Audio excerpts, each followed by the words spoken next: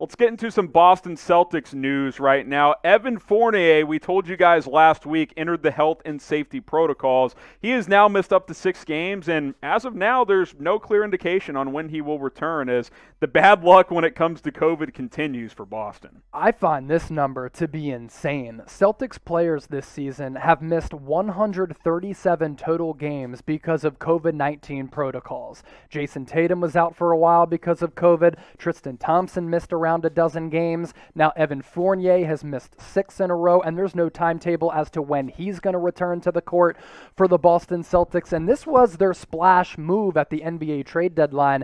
They bulked up their bench. They fortified their second unit by bringing Evan Fournier in.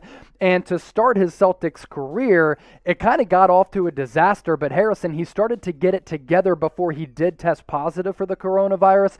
They, in the win column, haven't necessarily missed him because they've won 5 in a row, but that second unit has certainly missed his scoring ability. And I think now that Boston's playing well, you get Fournier back and get his 15, 18 points off the bench, then you're really looking at something here. Now, I still think long-term, if they, win a round or two in the playoffs, eventually you run into a guy like a Joel Embiid, you're going to have some challenges. I just firmly believe that, but you're getting better guard play. You're playing better defense, which is what Stevens has preached since he's taken over that job. They've historically been one of the better defensive teams in the NBA.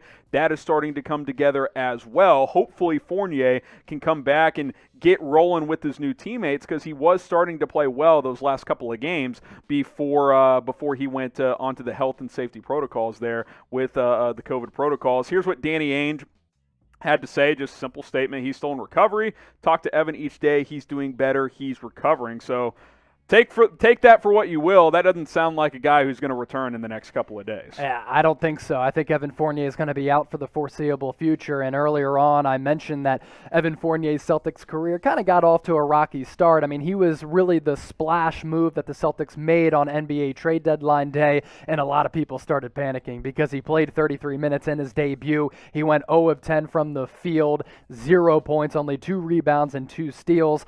But then, as he kind of got acclimated with Brad Stevens' system, and he started to get used to playing with some of his teammates, he really did start to turn the corner and play well and show some of that ability that he showed for a long time with the Orlando Magic, when for 6 straight seasons, this is a guy who averaged at least 15 points or more and was really playing well for the Orlando Magic. So that debut against the Pacers, it was a disaster. But then his last 3 games, Harrison really started to get it together, more than 15 points a game, 57% from the floor. He was shooting 61+% from 3, and that's not a small sample size because the attempts were certainly there and there was volume there as well. Yeah, and this is why you brought him here, to be a flamethrower type off the bench. Give us 20, 25 minutes a game, shoot the 3 ball well, and give us 15, 16 points. And he was starting to do that before he's missed these last 6 games. So hopefully he's back soon. We'll ask you guys this question: should Fournier continue to come off the bench, or should he be a starter once he is back and fully healthy? Type S for starter, type B for come off the bench. Go ahead and let us know on this one. Quick thoughts on what his role should be. Yeah, I think the thought process here for Brad Stevens, bring Fournier off the bench, because I think the starting unit is set, especially if Jason Tatum continues to go on a tear like he's been going on of late. Jaylen Brown last night dropped the 40-piece. Evan Fournier coming off the bench, he can really be a guy who can light it up and give you some energy as a reserve. I think he's better suited to come off the bench for a playoff team.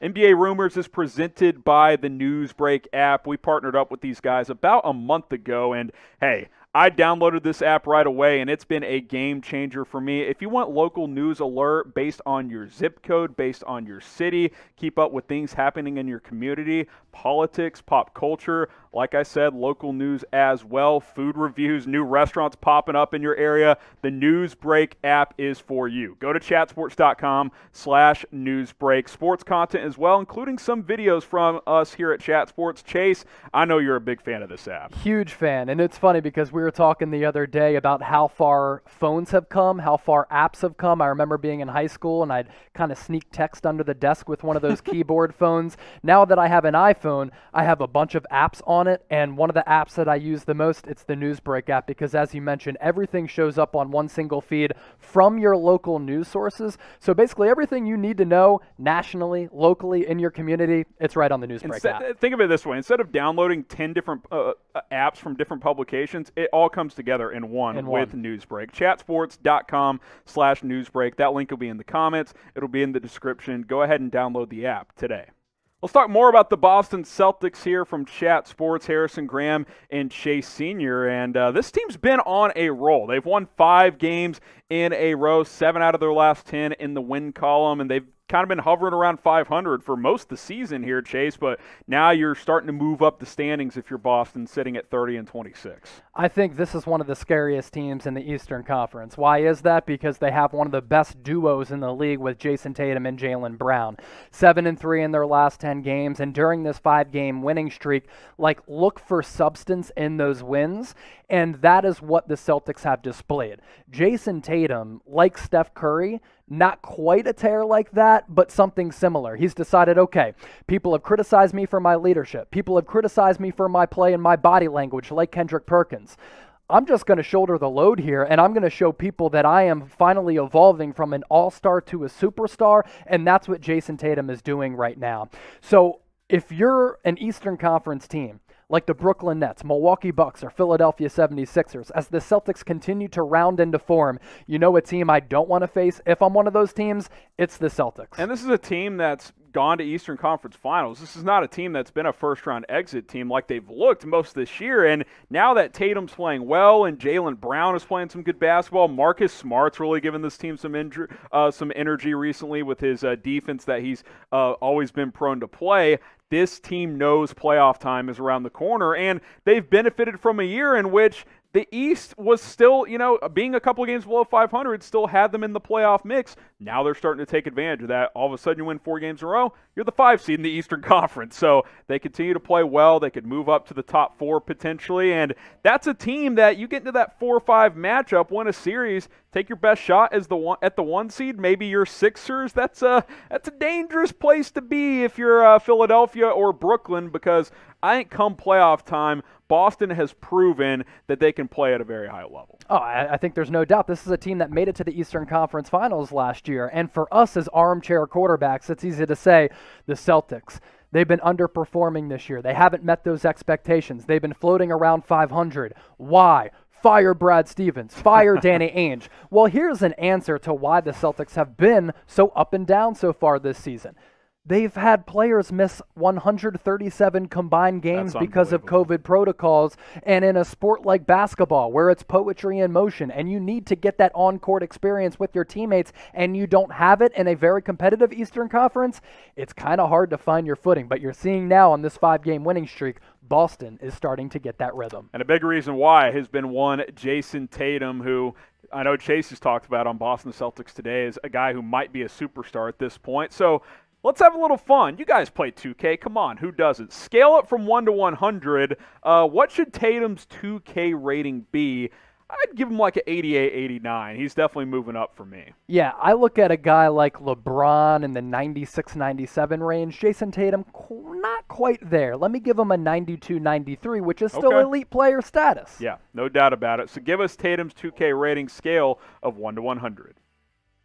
Let's take a look at the NBA playoff picture, Chase, because we are exactly a month away from the final game of the regular season, final games, I should say. May 16th. Today is April 16th. So we got a month of basketball to play before we figure out what the playoffs look like. Now, if you didn't know, slightly different format this year, and I believe this is what it's going to be moving forward. The top 6 teams from the East and the West automatically make the playoffs. They're locked and loaded. So top 6 from each, they qualify once the final games are played and the standings are wrapped up. Now the 7 through 10 seeds in the East and West, they got to play in a play-in tournament for each conference. So East and West, they'll each do a bracket like this. 7 plays 8, and the winner will earn the number 7 seed in the East and in the West. What happens to the loser? Well, I'll tell you in a second. The 9 and the 10 seed play. Winner of that game plays the loser from the 7 and 8 8-game matchup, and the winner of that game will earn the final playoff spot. Obviously, the loser of the 9-10 game is eliminated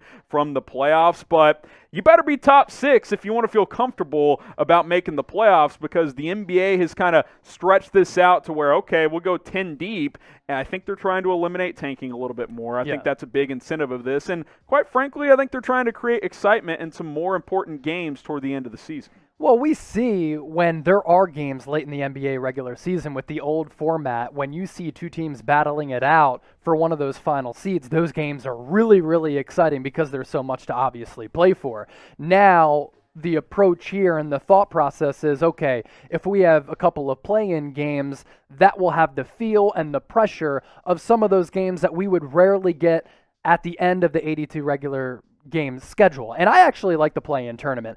As you mentioned, it kind of eliminates tanking. I think it adds some incentive for teams to not tank, but also it gives them hope to actually have something to play for late in the season. And for the NBA, more TV money. And if the NBA gets more TV money, I mean, the fans usually win out on that too, because then teams will have more money to spend. So it's a win-win for all of us, and really. Look, there's some controversy because, like, right now, like, the Bulls are 10 games below 500. Do they really deserve an opportunity to make the playoffs? Probably not, but I'm going to watch. Do I want Vooch and Zach LaVine in a playoff game? Absolutely. Okay, I'll take that. I'm down. It's a little controversial, but you know what? It's more games, and that is certainly fine with me. So let us know. Do you like the play-in tournament, this new formula? Type L for like, type D for dislike. I think overall it's more positive than negative. There's, people have certainly been outspoken. Luka Doncic recently said he wasn't a huge fan, but Mark Cuban too. When you sit in that 7 seed, you're not going to be a big fan of it. There's no doubt about that. So L for like or D for dislike. Get your votes in, and we'll obviously update the standings here as we'll continue to do so toward the final stretch run here. That number 1 seed, it's getting tight. Suns and Clippers making moves there. The Jazz still holding firm at 41-14. Suns just a game back. Clippers 3 back. The Nuggets, obviously, we'll see what happens to them moving forward. The brutal Jamal Murray injury is big blow for them, certainly. We'll see if they can rally. They added Austin Rivers. He should give them some depth. The Los Angeles Lakers at 34-22. That is the number 5 seed right now. Then 6 through 10 gets a little crowded there to try and get into that top 6 chase because Portland's holding it right now, but then Dallas, they're a game back. The Grizzlies are a couple of games back. Golden State is 500 at 28-28. They've won 4 in a row. And then the San Antonio Spurs hanging on to that number 10 seed. So it'll be interesting. Again, the top 6 in each conference automatically make the playoffs. The Eastern Conference are as follows here. Chase, why don't you take this one away? Yeah, Sixers in at first place, 38-17. They've been jockeying back and forth with the Brooklyn Nets, who are at 37-18, a game back in that win column. The Milwaukee Bucks just got Giannis back. He returned after a few games out because of knee soreness. They've been playing red-hot basketball in at 35-20. The Atlanta Hawks streaking up the standings in the Eastern Conference. Since firing Lloyd Pierce, Nate McMillan has taken the post for the Hawks. They've been playing awesome basketball, been one of the most exciting teams to watch. The Boston Celtics have won 5 games in a row at 30-16. They have overtaken the 5th place in the Eastern Conference, Celtics 30-26. And Knicks, Heat, Hornets, Pacers, Bulls, I'd say that 6 through 8 spot, Harrison, and then you can throw the Pacers in there at the 9 spot. I'm not worried about the Bulls because they're 4 games back in the win column from that 10th to 9th spot, but 6 through 9, really interchangeable. Going to be fascinating to see how it all plays out. Yeah, and what stands out in the East is Boston's really starting to play well, and they're trying to assert themselves as a potential playoff team. So that's how the playoff standings sit. That's the latest playoff picture. We'll continue to update as we get closer to the NBA playoffs.